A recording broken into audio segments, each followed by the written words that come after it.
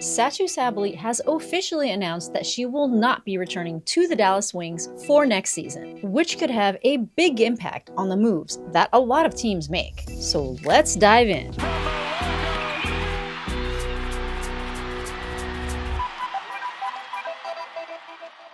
So apparently this information comes from an unrivaled presser, which I haven't seen anywhere and can't find yet, so probably hasn't been released.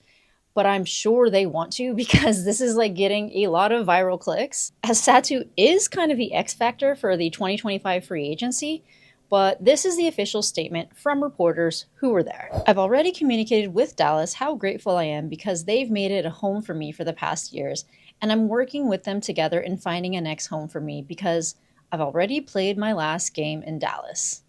Wow. Now, the reason that this is such big news is because it is almost certain, especially now, that Dallas will core her. And so they are going to be looking for some sort of trade assets in return. And depending on where SATOU Sabally is leaning towards and what that team has, this could change that team's trajectory and what their plan is for the next season and the upcoming seasons. And just my opinion, the teams that are in the race for SATOU are the Indiana Fever, the Chicago Sky, New York Liberty, and the Los Angeles Sparks. So here are my breakdowns for why each team could get her and why she could possibly want to go there. So I've already made a video about what the Indiana Fever could package together to get SATOU over to the Fever, of which were included the 2025 first-round draft pick at number 8, Melissa Smith, Grace Berger, and a future draft pick for either 2026 or 2027 because these upcoming draft classes are deep. And 2026, if Hannah Hidalgo and Juju decided to declare early, would be most certainly super valuable. But 2027 is the year that they are set to officially declare, so those picks are valuable. Now, the reason I mentioned Grace Berger is because she has value too. And I just don't think that Christy Sides was really utilizing that in the past, but she is on a 2 more year contract of $170,000, which would be really great for the Dallas Wings cap space. I know this makes fans in Indiana kind of unhappy about losing Grace Berger, as she was quite a star over at IU, but I just don't see Dallas giving up SATOU when other teams have a lot more to trade without losing something potentially big for Indiana. Now, including Melissa Smith in this is kind of weird now because she was just released from her contract over in China for an injury. Now, we don't know what that injury is. It could be nothing, but in this current moment in time, makes her trade stock devaluate. Again, it could be nothing, and by the time trades happen, this could completely have blown over and she could still have value to the Dallas Wings, but we just don't know that yet. Hope so. And as far as the cap space that Indiana has, they could make this trade happen, but they do need other elements to the team. They need to deepen their bench. They would need a backup point guard, especially if they lost Grace Berger. They also definitely need like a power forward if they lost Melissa Smith. Even if they have Melissa Smith, I think they still would need like a powerful power forward.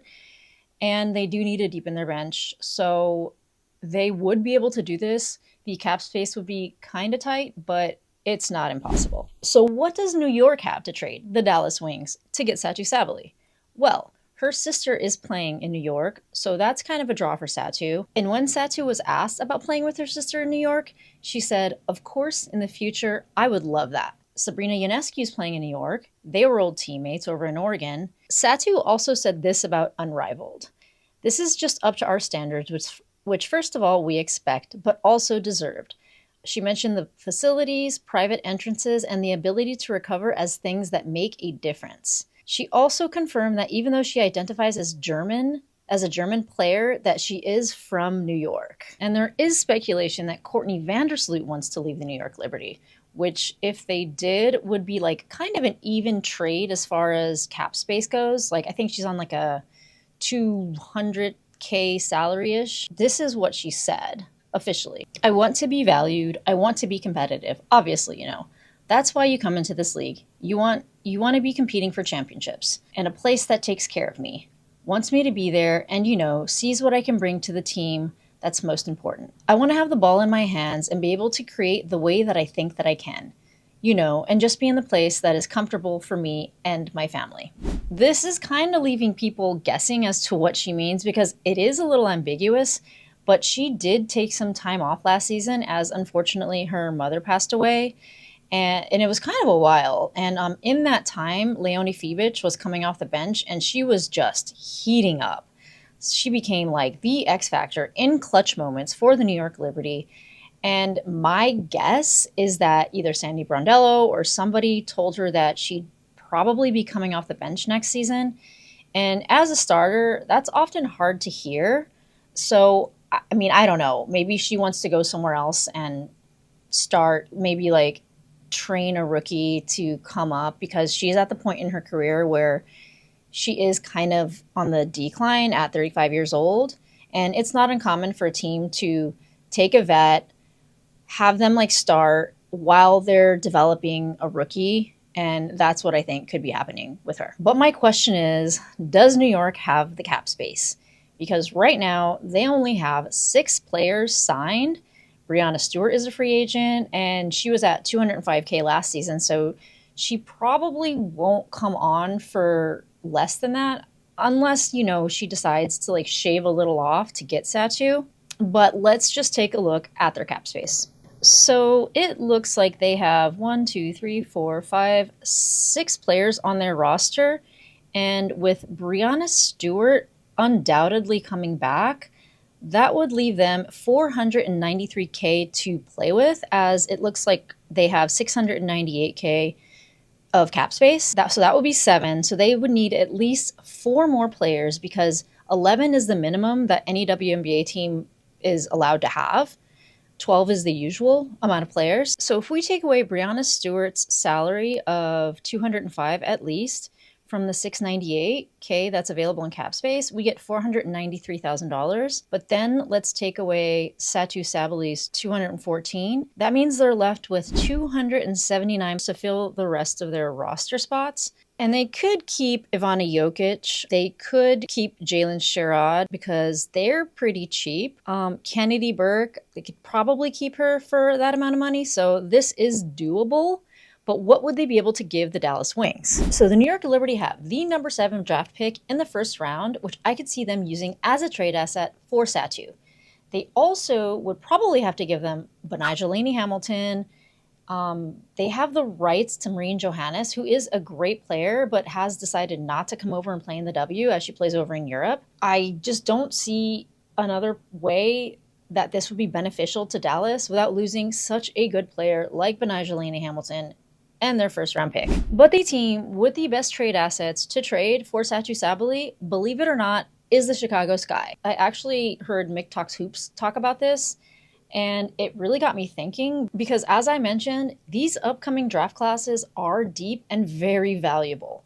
And the Sky have the number 2 pick in the first round draft, which would give Dallas the number 1 and number 2 picks. And if they decided they want to build a team for the future, this is invaluable. And Chicago also has the number 10 pick in the first round, which they would probably throw in, and they could even throw in a first round pick for another season. I don't know if that's too much. Maybe the first 2 are enough to trade SATOU for, but if they did throw in another one for another season, this would be like a signed, sealed, delivered SATOU going to Chicago. And I could see SATOU, if she's thinking about brands and endorsements and whatnot, this would be a good place for her, because it's not as if playing next to Angel Reese will not garner a lot of eyes. And with SATOU Sabally's brand potential, the spotlight would be on Chicago. And my dark horse in this is the Los Angeles Sparks.